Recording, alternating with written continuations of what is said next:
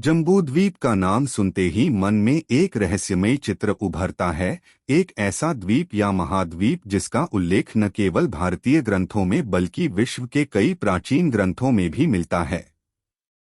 हिंदू धर्म के पुराणों, महाभारत, विष्णु पुराण और भागवत पुराण में जम्बूद्वीप को पृथ्वी का केंद्र कहा गया है, जहां मानव सभ्यता का जन्म हुआ और जहां से ज्ञान, संस्कृति और विज्ञान का प्रसार हुआ।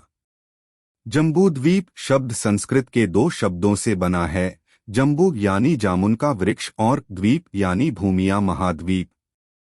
यह नाम प्रतीकात्मक भी माना जाता है, क्योंकि ग्रंथों में इसका आकार वृत्ताकार बताया गया है, जिसके चारों ओर 6 अन्य द्वीप हैं। इन 7 द्वीपों को सप्तद्वीप कहा गया है: जम्बूद्वीप, लक्षद्वीप, शाल्मलीद्वीप, कुशद्वीप, क्रौंचद्वीप, शाकद्वीप और पुष्करद्वीप। लेकिन जो बात इसे रहस्यमय बनाती है वह यह है कि जम्बूद्वीप का आकार और उसकी भौगोलिक स्थिति आधुनिक पृथ्वी के नक्शे से मेल नहीं खाती। भागवत पुराण के अनुसार जम्बूद्वीप के केंद्र में माउंट मेरू स्थित है, जिसे पृथ्वी का अक्षीय धुरी माना गया है। कुछ विद्वानों के अनुसार यह हिमालय क्षेत्र में था, जबकि अन्य इसे भौगोलिक नहीं बल्कि खगोलीय अवधारणा मानते हैं, यानी मेरू वास्तव में ब्रह्मांड का केंद्र था, न कि केवल पृथ्वी का। इस विचार से यह सिद्ध होता है कि प्राचीन भारतीय भूगोल केवल भूमि का नक्शा नहीं बल्कि अंतरिक्ष और चेतना का भी मानचित्र था। कई पुरातात्विक और भूगर्भीय प्रमाण यह संकेत देते हैं कि प्राचीन काल में पृथ्वी का भूआकृति वर्तमान से काफी अलग थी। पुराने मानचित्रों में अंटार्कटिका बिना बर्फ के दिखाई देता है, जो यह दर्शाता है कि पृथ्वी की संरचना समय के साथ परिवर्तित हुई है। यह विचार भी उभरता है कि जम्बूद्वीप शायद आज की पृथ्वी के किसी भूभाग का पुराना स्वरूप था, संभवतः भारतीय उपमहाद्वीप, मध्य एशिया और हिमालय मिलकर इसका हिस्सा रहे हों। वैज्ञानिक दृष्टि से भी देखा जाए तो भारतीय प्लेट के टेक्टोनिक मूवमेंट ने करोड़ों वर्षों में महाद्वीपों को अलग अलग किया, जिससे पुराने एकीकृत भूभाग का स्वरूप बदल गया। लेकिन भारतीय ग्रंथों में जिस सटीकता से जम्बूद्वीप का वर्णन किया गया है, उसकी दिशा, आकार और केंद्र वह आधुनिक भूगोल के कई तथ्यों से मेल खाती है। यही कारण है कि कई शोधकर्ता मानते हैं कि जम्बूद्वीप कोई काल्पनिक स्थान नहीं बल्कि प्राचीन वैज्ञानिक दृष्टिकोण से बना हुआ वास्तविक भूगोलिक मॉडल था। सवाल यह उठता है कि अगर यह सच है तो क्या हमारी वर्तमान पृथ्वी उस असली जम्बूद्वीप का केवल एक अंश है? यह प्रश्न ही हमें जम्बूद्वीप के रहस्य की गहराइयों में ले जाता है, जहां इतिहास, भूगोल और अध्यात्म एक दूसरे में घुल मिल जाते हैं।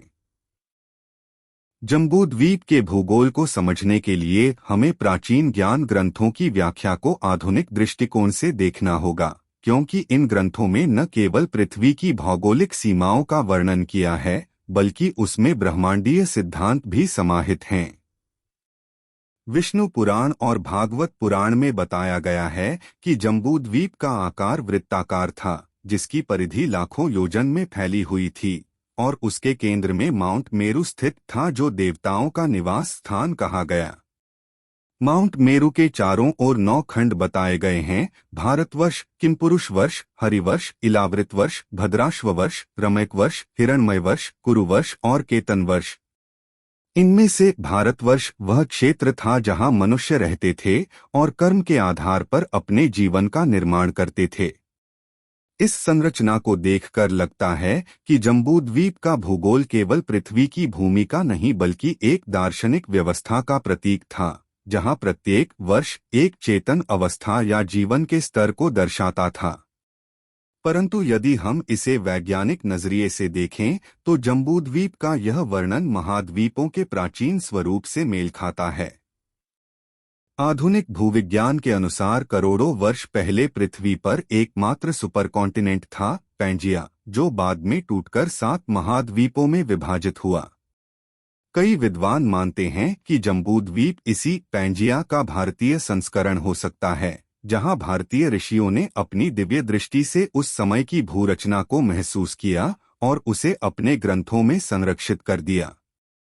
यदि हम जम्बूद्वीप के मानचित्र को पुराणों के आधार पर पुनर्निर्मित करने की कोशिश करें तो यह केंद्र में मेरू पर्वत और उसके चारों ओर जलवृत्त, समुद्र और भूमि के वैकल्पिक घेरे के रूप में दिखाई देता है। यह संरचना ब्रह्मांड के विस्तार को भी दर्शाती है, जैसे कि प्रत्येक स्तर चेतना के एक नए आयाम की ओर संकेत करता हो। कई शोधकर्ताओं ने जब इस भूगोल की तुलना आधुनिक पृथ्वी से की तो उन्होंने पाया कि जम्बूद्वीप का केंद्र लगभग हिमालय या तिब्बत क्षेत्र में आता है, जिसे आज भी विश्व की छत कहा जाता है। दिलचस्प बात यह है कि प्राचीन बौद्ध और जैन ग्रंथों में भी जम्बूद्वीप का वर्णन समान रूप से मिलता है और दोनों परंपराओं में इसे मानवता के उत्पत्ति स्थल के रूप में स्वीकार किया गया है। जैन ग्रंथ तिलोपन्नति में जम्बूद्वीप की भौगोलिक माप इतनी सटीक दी गई है कि आधुनिक भूगोल के कई विद्वान भी इसे देखकर चकित रह जाते हैं। उन्होंने उसमें नदियों, पर्वतों और समुद्रों के क्रम का विस्तार पूर्वक विवरण किया है। इतना ही नहीं, कुछ पुराने तिब्बती मानचित्रों में भी एक वृत्ताकार भूभाग दिखाया गया है, जो माउंट मेरू को केंद्र में रखकर बना है, जो इस बात की ओर संकेत करता है कि जम्बूद्वीप की अवधारणा केवल भारतीय उपमहाद्वीप तक सीमित नहीं थी, बल्कि पूरे एशिया में इसका प्रभाव था। इसके अलावा यूनानी विद्वान टॉलेमी और बेबीलोनियन खगोलशास्त्री भी पृथ्वी को केंद्र मानकर उसके चारों ओर जल और भूमि के घेरे बनाते थे, जो जम्बूद्वीप की अवधारणा से आश्चर्यजनक रूप से मेल खाते हैं। इससे यह सिद्ध होता है कि जम्बूद्वीप केवल एक धार्मिक कल्पना नहीं, बल्कि एक सार्वभौमिक भूवैज्ञानिक और खगोलीय मॉडल था, जो मानव सभ्यता की शुरुआती समझ का परिणाम था। शायद यही कारण है कि प्राचीन ऋषियों ने कहा कि जम्बूद्वीप मानवता का केंद्र है, क्योंकि यहाँ से न केवल संस्कृतियों का विस्तार हुआ, बल्कि ब्रह्मांड की संरचना को समझने का प्रारंभ भी हुआ। जम्बूद्वीप के वैज्ञानिक और ऐतिहासिक विश्लेषण को समझने के लिए हमें यह जानना होगा कि क्या इसके अस्तित्व के कोई भौतिक प्रमाण आज भी हमारे पास मौजूद हैं या नहीं। कई विद्वान और शोधकर्ता इस दिशा में वर्षों से कार्य कर रहे हैं और उनके निष्कर्ष बेहद रोचक हैं। भारतीय पुराणों में जम्बूद्वीप को केवल एक भूभाग नहीं बल्कि मानव सभ्यता का केंद्र कहा गया है, और यही विचार हमें प्राचीन ग्रंथों, शिलालेखों तथा विश्व के पुराने मानचित्रों में बार बार दिखाई देता है। उदाहरण के लिए अयोध्या, काशी और मथुरा जैसी प्राचीन नगरीय सभ्यताएं मेरू पर्वत के दक्षिण में स्थित भारतवर्ष क्षेत्र में बताई गई हैं, जिसका जिक्र विष्णु पुराण और भागवत पुराण दोनों में मिलता है। कई भूगर्भीय शोधों में यह पाया गया है कि हिमालय और तिब्बत क्षेत्र करोड़ों वर्ष पहले समुद्र के नीचे थे और बाद में टेक्टोनिक प्लेटों की टक्कर से यह पर्वत श्रृंखला बनी। पुराणों में मेरू पर्वत को स्वर्ग और पृथ्वी का सेतु कहा गया है। यह वैज्ञानिक दृष्टि से उस टेक्टोनिक गतिविधि का संकेत भी हो सकता है जिसने हिमालय को आकार दिया।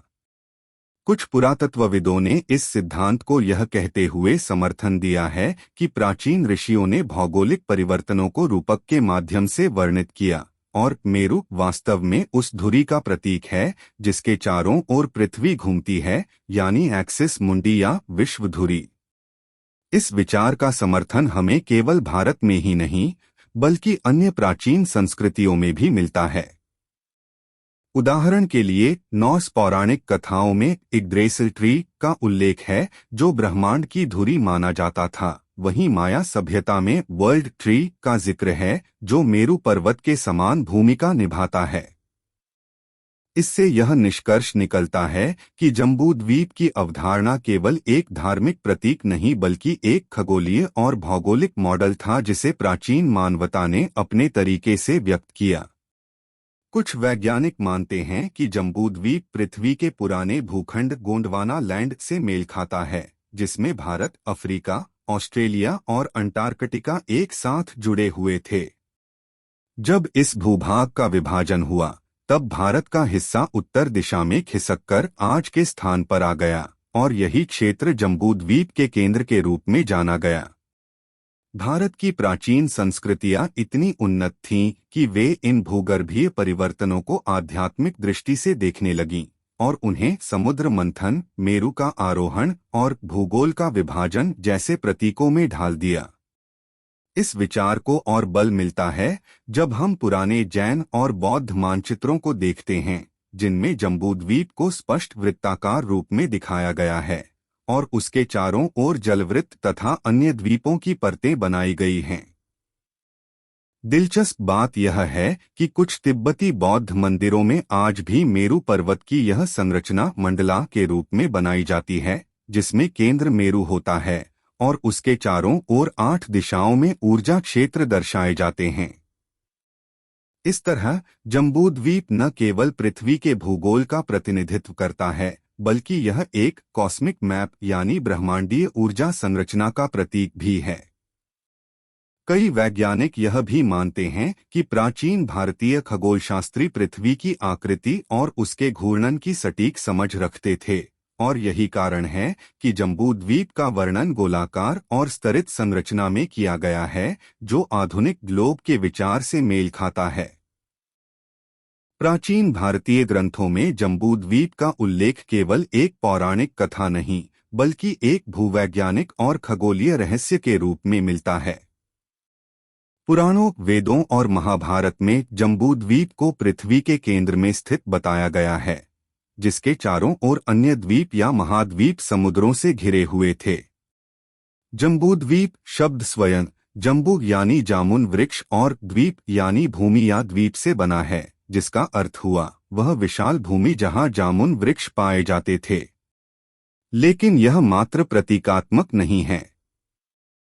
कुछ विद्वान मानते हैं कि जम्बूद्वीप वास्तव में आज के एशिया महाद्वीप का ही प्राचीन नाम था, जिसमें भारत, तिब्बत, नेपाल, चीन और ईरान तक का क्षेत्र शामिल था।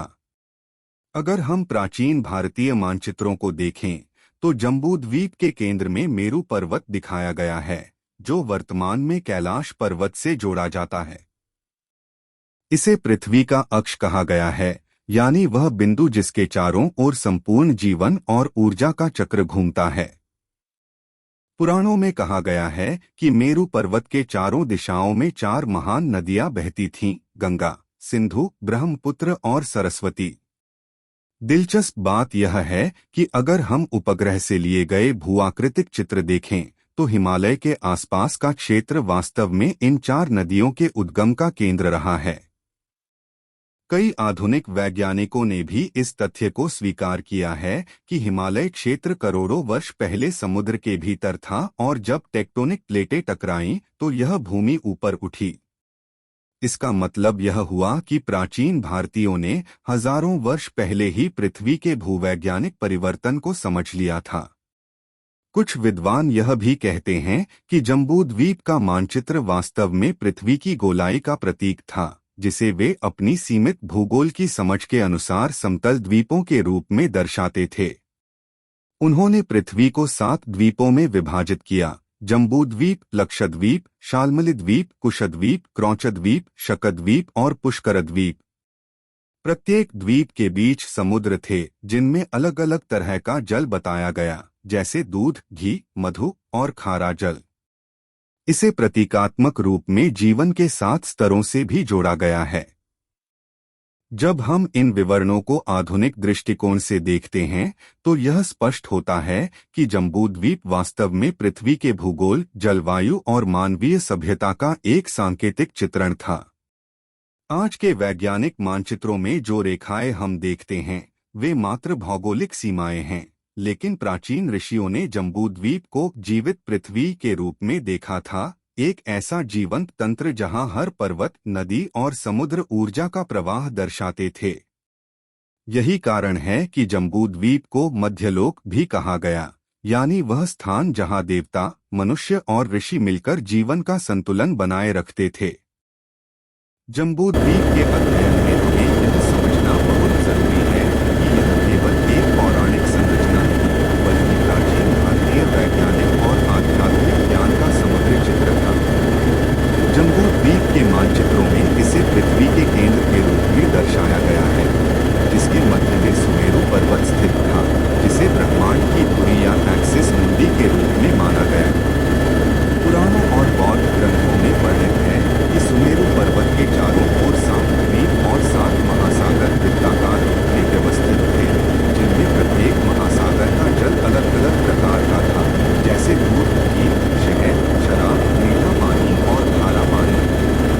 कई विद्वान मानते हैं कि यह केवल प्रतीकात्मक नहीं, बल्कि पृथ्वी की वास्तविक प्राकृतिक विविधताओं, जलवायु क्षेत्रों और खनिज संसाधनों का चित्रण था।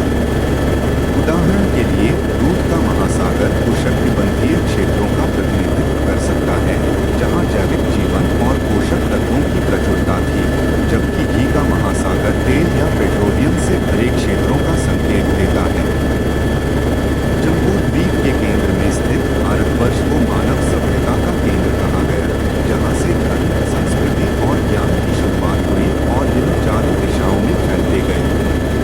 विष्णु पुराण, भागवत पुराण और महाभारत के अनुसार भारतवर्ष ही वह भूमि थी जहाँ से योग, आयुर्वेद, गणित, खगोलशास्त्र और ज्योतिष का प्रसार विश्व भर में हुआ। प्राचीन खगोलशास्त्री जैसे आर्यभट्ट और वराहमिहिर जम्बूद्वीप की इस संरचना से भलीभांति परिचित थे। उन्होंने पृथ्वी के गोलाकार स्वरूप और उसकी परतों की जानकारी रखते हुए इसे एक वृत्ताकार मॉडल में प्रस्तुत किया, जिसमें केंद्र में सुमेरु पर्वत और उसके चारों ओर द्वीप और महासागर रखे गए। रोचक बात यह है कि जम्बूद्वीप की अवधारणा केवल भारत तक सीमित नहीं थी। नॉर्स, माया और तिब्बती सभ्यताओं के ब्रह्मांडीय मानचित्रों में भी केंद्र में एक पर्वत या ऊर्जा केंद्र दिखाया गया है, जिसके चारों ओर परतें और अन्य क्षेत्र व्यवस्थित थे। इस समानता से यह सिद्ध होता है कि प्राचीन विश्व की सभ्यताएं किसी न किसी साझा ब्रह्मांडीय ज्ञान को समझती थीं। आधुनिक विज्ञान और भूगर्भीय अध्ययन यह पुष्टि करते हैं कि हिमालय और उसके आसपास का क्षेत्र करोड़ों वर्ष पहले समुद्र के नीचे था और टेक्टोनिक प्लेटों की गति से यह भूमि ऊपर उठी, जो सुमेरु पर्वत और उसके आसपास के क्षेत्रों के प्राचीन वर्णन से मेल खाती है। जम्बूद्वीप के मॉडल को केवल धार्मिक प्रतीक न मानकर इसे कॉस्मिक एनर्जी ग्रिड और पृथ्वी की ऊर्जा संरचना के रूप में देखना अधिक उचित है, क्योंकि मंदिरों, तीर्थस्थलों और प्राचीन मठों में बने मंडलाकार चित्र इसी ऊर्जा संरचना का प्रतिनिधित्व करते हैं। इस दृष्टिकोण से जम्बूद्वीप केवल एक मानचित्र नहीं, बल्कि पृथ्वी की भौतिक, आध्यात्मिक और ब्रह्मांडीय परतों को जोड़ने वाला एक समग्र ब्लूप्रिंट था, जो यह समझाता है कि प्राचीन भारतीय सभ्यता ने पृथ्वी और ब्रह्मांड को एक जीवित, चेतन प्रणाली के रूप में देखा और मानव चेतना को उसके केंद्र में रखा। जम्बूद्वीप के अध्ययन से स्पष्ट होता है कि प्राचीन भारतीयों ने पृथ्वी और उसके भूगोल को केवल भौतिक दृष्टि से नहीं देखा, बल्कि उसे जीवित ऊर्जा तंत्र और ब्रह्मांडीय संरचना के रूप में समझ। जम्बूद्वीप के ग्रंथों में बताया गया है कि इसका केंद्र सुमेरु पर्वत था, जिसे ब्रह्मांड की धुरी या एक्सिस मुंडी कहा गया, और इसके चारों ओर 7 द्वीप और 7 महासागर वृत्ताकार रूप में व्यवस्थित थे। प्रत्येक महासागर और द्वीप का अपना विशेष तत्व था, जैसे दूध, घी, शहद, शराब, मीठा जल और खारा पानी, जो संभवतः पृथ्वी की विभिन्न प्राकृतिक परिस्थितियों, जलवायु क्षेत्रों और खनिज संसाधनों का प्रतीक हैं। दूध का महासागर उष्णकटिबंधीय और जैविक संपन्न क्षेत्रों का प्रतीक हो सकता है, जबकि घी का महासागर तेल या पेट्रोलियम से भरपूर क्षेत्रों का प्रतिनिधित्व करता है। जम्बूद्वीप के केंद्र में स्थित भारतवर्ष को प्राचीन ग्रंथों में मानव सभ्यता और आध्यात्मिक ज्ञान का केंद्र कहा गया है, जहां से धर्म, योग, आयुर्वेद, गणित, खगोलशास्त्र और ज्योतिष का प्रसार विश्व के अन्य हिस्सों में हुआ। आर्यभट्ट और वराहमिहिर जैसे प्राचीन खगोलशास्त्रियों ने जम्बूद्वीप की इस संरचना को समझा और इसे वृत्ताकार मानचित्र में प्रस्तुत किया, जिसमें केंद्र में सुमेरु पर्वत और उसके चारों ओर द्वीप और महासागर रखे गए। वास्तव में जम्बूद्वीप का यह वृत्ताकार मॉडल पृथ्वी के गोलाकार स्वरूप और उसकी परतों का संकेत करता है, और यह केवल प्रतीकात्मक नहीं बल्कि वैज्ञानिक अवलोकन का परिणाम था। जब हम अन्य प्राचीन सभ्यताओं जैसे माया, नॉर्स और तिब्बती मानचित्रों की तुलना करते हैं, तो पाया जाता है कि उनमें भी केंद्र में एक पर्वत या ऊर्जा बिंदु दिखाया गया है, जिसके चारों ओर परतों और क्षेत्रों का क्रमिक विस्तार है। यह समानता इस बात का संकेत है कि प्राचीन विश्व की सभ्यताएं किसी साझा ब्रह्मांडीय ज्ञान से अवगत थीं। आधुनिक भूगर्भीय और उपग्रहीय अध्ययनों से पता चलता है कि हिमालय और उसके आसपास का क्षेत्र करोड़ों वर्ष पहले समुद्र के नीचे था और टेक्टोनिक प्लेटों की गति से यह भूमि ऊपर उठी। यह प्रक्रिया प्राचीन ग्रंथों में वर्णित सुमेरु पर्वत और उसके आसपास के क्षेत्रों के विवरण से मेल खाती है। जम्बूद्वीप केवल भौगोलिक मानचित्र नहीं था, इसे कॉस्मिक एनर्जी ग्रिड के रूप में भी देखा गया, जिसमें पृथ्वी की ऊर्जा रेखाएं, चुंबकीय ध्रुव और जीवन केंद्र दर्शाए गए थे। भारत के कई प्राचीन मंदिर और तीर्थस्थान इसी ऊर्जा संरचना के अनुरूप बनाए गए हैं, जैसे कैलाश पर्वत, वाराणसी, उज्जैन और कांचीपुरम। मंदिरों के गर्भगृह और मंडलाकार चित्र जम्बूद्वीप के मॉडल की भौतिक और आध्यात्मिक परतों का प्रतिनिधित्व करते हैं। इसके अलावा जम्बूद्वीप की अवधारणा केवल भारत तक सीमित नहीं थी, इसे विश्वभर की प्राचीन सभ्यताओं ने भी समझा और अपनाया। जम्बूद्वीप का यह समग्र मॉडल हमें यह बताता है कि प्राचीन भारतीयों ने पृथ्वी को केवल एक भौतिक ग्रह नहीं बल्कि एक जीवित, चेतन और ऊर्जा से भरपूर तंत्र के रूप में देखा, जिसमें प्रत्येक पर्वत, नदी और महासागर जीवन और चेतना के प्रवाह का प्रतिनिधित्व है। इस दृष्टिकोण से जम्बूद्वीप केवल मानचित्र नहीं बल्कि प्राचीन विज्ञान, खगोलशास्त्र और आध्यात्मिकता का संगम है, जो स्पष्ट करता है कि मानव चेतना और पृथ्वी की संरचना एक दूसरे के साथ गहराई से जुड़ी हुई हैं। यही कारण है कि जम्बूद्वीप का अध्ययन आज भी आधुनिक भूगोल, खगोलशास्त्र और ऊर्जा विज्ञान के शोधकर्ताओं के लिए अत्यंत महत्वपूर्ण है। जम्बूद्वीप के अध्ययन में यह बात अत्यंत रोचक है कि प्राचीन भारतीयों ने इसे केवल भौगोलिक दृष्टि से नहीं देखा, बल्कि इसे ब्रह्मांडीय, ऊर्जा और चेतना के संदर्भ में एक समग्र संरचना के रूप में समझा। ग्रंथों के अनुसार जम्बूद्वीप का केंद्र सुमेरु पर्वत था, जिसे ब्रह्मांड की धुरी माना गया और जिसके चारों ओर 7 द्वीप और 7 महासागर वृत्ताकार रूप में व्यवस्थित थे। प्रत्येक महासागर और द्वीप का अपना विशेष तत्व था, जैसे दूध, घी, शहद, शराब, मीठा पानी और खारा पानी, जो पृथ्वी की प्राकृतिक विविधताओं, जलवायु और संसाधनों का प्रतीक माना जाता है। उदाहरण के लिए, दूध का महासागर उन क्षेत्रों का प्रतिनिधित्व कर सकता है जहां जैविक जीवन और पोषक तत्वों की प्रचुरता थी, जबकि घी का महासागर तेल या हाइड्रोकार्बन क्षेत्रों का संकेत देता है। जम्बूद्वीप के केंद्र में भारतवर्ष को मानव सभ्यता, धर्म और ज्ञान का केंद्र माना गया, जहां से योग, आयुर्वेद, गणित, खगोलशास्त्र और ज्योतिष का प्रसार हुआ। आर्यभट्ट और वराहमिहिर जैसे प्राचीन खगोलशास्त्रियों ने जम्बूद्वीप की इस संरचना को समझा और इसे वृत्ताकार मानचित्र में प्रस्तुत किया, जिसमें केंद्र में सुमेरु पर्वत और उसके चारों ओर द्वीप और महासागर रखे गए। सिर्फ भारत नहीं बल्कि प्राचीन विश्व की अन्य सभ्यताओं में भी केंद्र में पर्वत और उसके चारों ओर परतों और क्षेत्रों का वर्णन मिलता है, जैसे माया सभ्यता और नॉर्स मानचित्र। यह समानता इस बात का संकेत है कि प्राचीन विश्व की सभ्यताएं किसी साझा ब्रह्मांडीय ज्ञान और पृथ्वी के ऊर्जा केंद्रों से परिचित थीं।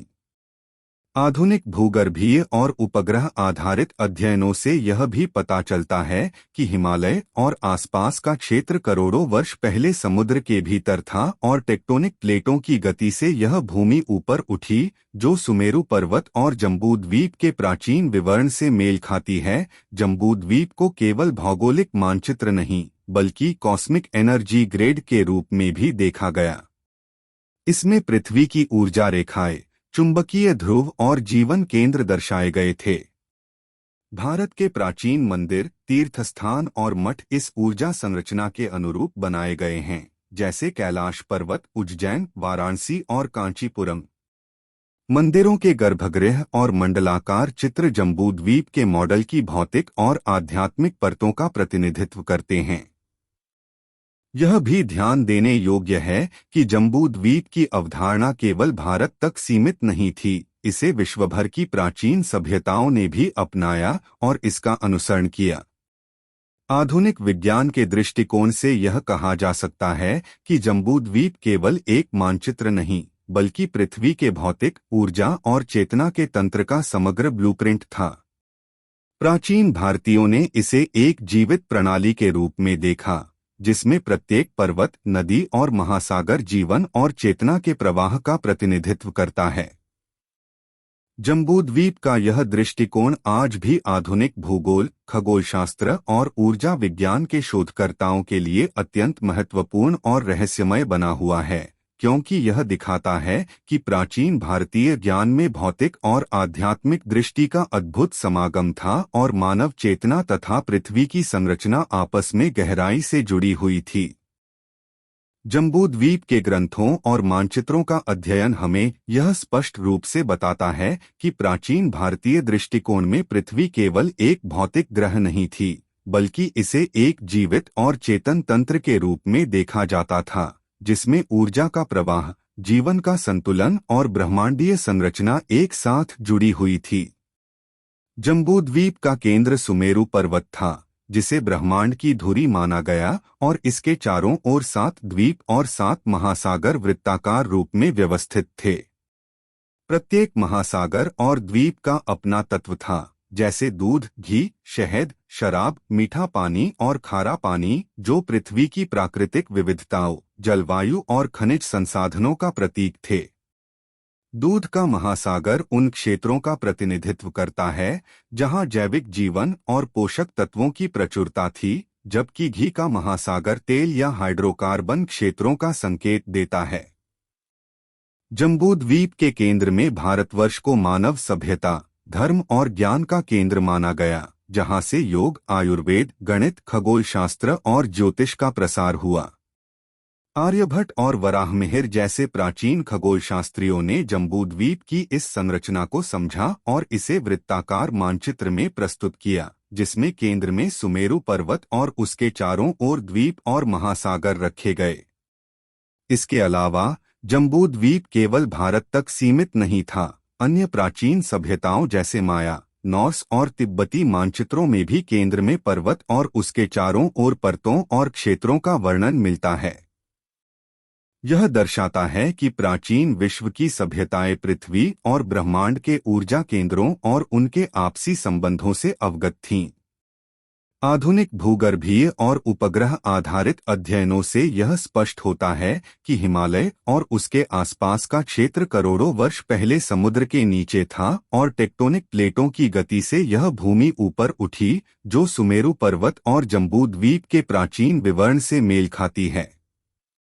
जम्बूद्वीप का यह मॉडल केवल भौगोलिक नहीं, बल्कि कॉस्मिक एनर्जी ग्रिड के रूप में भी समझा गया, जिसमें पृथ्वी की ऊर्जा रेखाएं, चुंबकीय ध्रुव और जीवन केंद्र दर्शाए गए थे।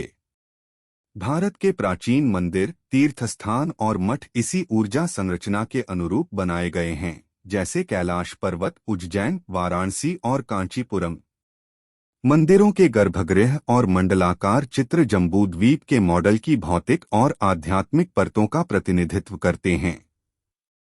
जम्बूद्वीप का यह दृष्टिकोण हमें यह समझने में मदद करता है कि प्राचीन भारतीयों ने पृथ्वी को एक जीवित, चेतन और ऊर्जा से भरपूर तंत्र के रूप में देखा, जिसमें प्रत्येक पर्वत, नदी और महासागर जीवन और चेतना के प्रवाह का प्रतिनिधित्व करता है।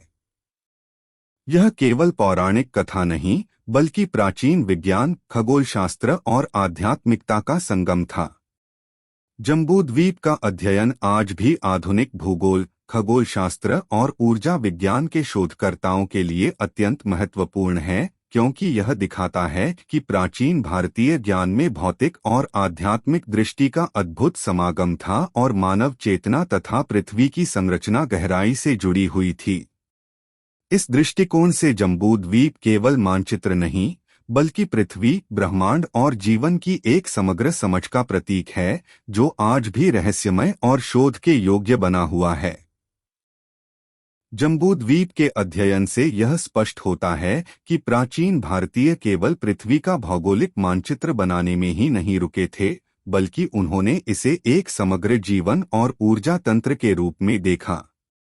प्राचीन ग्रंथों में वर्णित है कि सुमेरु पर्वत को केंद्र मानकर उसके चारों ओर 7 द्वीप और 7 महासागर वृत्ताकार रूप में व्यवस्थित थे, जिनमें प्रत्येक द्वीप और महासागर का विशेष गुण था दूध, घी, शहद, शराब, मीठा पानी और खारा पानी, जो प्राकृतिक संसाधनों, जलवायु और जीवन के विभिन्न पहलुओं का प्रतिनिधित्व करता था। इस दृष्टिकोण से प्राचीन भारतीयों ने पृथ्वी को केवल स्थलीय रूप में नहीं देखा, बल्कि इसे ऊर्जा और चेतना के प्रवाह के रूप में समझा। जम्बूद्वीप का मॉडल बताता है कि पर्वत, नदियाँ, महासागर और द्वीप केवल स्थलाकृति नहीं बल्कि जीवन के चक्र, मौसमी परिवर्तन और ऊर्जा केंद्र थे। प्राचीन खगोलशास्त्रियों और ज्योतिषाचार्यों ने इसे केवल मानचित्र तक सीमित नहीं रखा, बल्कि इसे वैज्ञानिक और आध्यात्मिक ज्ञान का साधन माना, जिससे मानव जीवन, कृषि, जल प्रबंधन और सामाजिक संरचना पर गहरा प्रभाव पड़ता था। इसके अतिरिक्त जम्बूद्वीप की अवधारणा यह भी दिखाती है कि पृथ्वी की सतह पर न केवल भौतिक संसाधनों का, बल्कि ऊर्जा के विभिन्न केंद्रों का भी समन्वय था। प्राचीन ग्रंथ इन केंद्रों के आधार पर तीर्थस्थानों और मंदिरों का निर्माण करने का निर्देश देते थे, ताकि वे ऊर्जा के प्रवाह को नियंत्रित और सशक्त कर सकें। कैलाश पर्वत, उज्जैन, वाराणसी और कांचीपुरम जैसे स्थान जम्बूद्वीप के इस ऊर्जा मॉडल के अनुरूप बनाए गए हैं, जिसमें उनकी वास्तुकला, गर्भगृह और मंडलाकार चित्र प्राचीन विज्ञान और ब्रह्मांडीय ज्ञान का प्रतिनिधित्व करते हैं। आधुनिक भूगर्भीय अध्ययन और उपग्रह चित्रों से यह भी पता चलता है कि हिमालय और आसपास का क्षेत्र करोड़ों वर्ष पहले समुद्र के नीचे था और प्लेट टेक्टोनिक्स की गति से यह क्षेत्र ऊपर उठा, जो जम्बूद्वीप के प्राचीन विवरणों के साथ वैज्ञानिक रूप से मेल खाता है। इस प्रकार जम्बूद्वीप केवल मानचित्र नहीं, बल्कि प्राचीन भारतीयों की भूगोल, खगोलशास्त्र, ऊर्जा विज्ञान और आध्यात्मिक समझ का एक संपूर्ण मॉडल था। यह दर्शाता है कि पृथ्वी की संरचना और मानव चेतना आपस में गहराई से जुड़ी हुई थी। जम्बूद्वीप का यह दृष्टिकोण आज भी शोधकर्ताओं के लिए महत्वपूर्ण है, क्योंकि यह बताता है कि प्राचीन भारतीयों की सोच केवल पौराणिक या धार्मिक नहीं थी, बल्कि उन्होंने विज्ञान, जीवन, ऊर्जा और ब्रह्मांडीय संरचना को एक साथ देखने का अद्भुत प्रयास किया। जम्बूद्वीप के अध्ययन का अंतिम पहलू यह बताता है कि प्राचीन भारतीयों ने पृथ्वी और ब्रह्मांड को केवल स्थलीय रूप में नहीं देखा, बल्कि इसे ऊर्जा, चेतना और जीवन के एक समग्र तंत्र के रूप में समझा। ग्रंथों और मानचित्रों के अनुसार सुमेरु पर्वत जम्बूद्वीप का केंद्र था और इसके चारों ओर 7 द्वीप और 7 महासागर वृत्ताकार रूप में व्यवस्थित थे, जिनमें प्रत्येक द्वीप और महासागर का अपना तत्व था दूध, घी, शहद, शराब, मीठा पानी और खारा पानी, जो पृथ्वी की प्राकृतिक विविधताओं, जीवन और ऊर्जा केंद्रों का प्रतीक थे।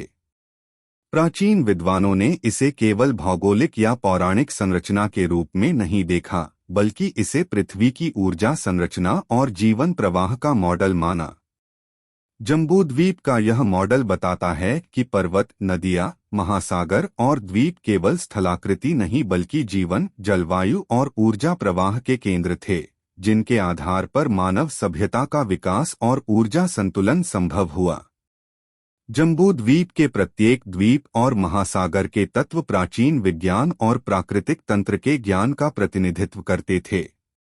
दूध और शहद के महासागर जैविक और पोषक तत्वों से समृद्ध क्षेत्रों का संकेत देते थे, जबकि घी और शराब के महासागर ऊर्जा और संसाधनों के विशिष्ट क्षेत्रों को दर्शाते थे।